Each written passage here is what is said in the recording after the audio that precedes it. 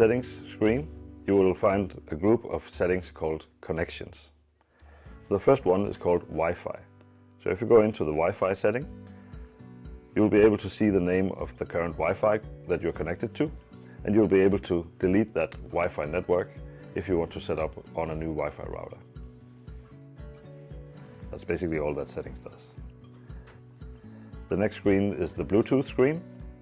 Here you can actually activate Bluetooth for Bluetooth pairing with a device. If you go into this, you can actually activate the Bluetooth pairing from within the app, and you can also see a list of the devices that you're currently connected to. In this case, I have one device connected. If I press the little I next to the device, I can either disconnect or completely forget the device from the list. The last one is the WiSA. Here you'll be able to see the connection status, so is there actually established a connection between the primary and client, which there obviously always should be. And then you have a selection for sample rate.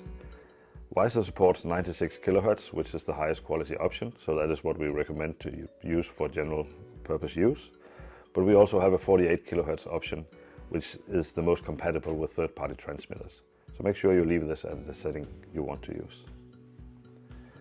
The last option is actually only an information screen showing if Wake On WiSA is enabled. This is actually linked with the energy saving setup.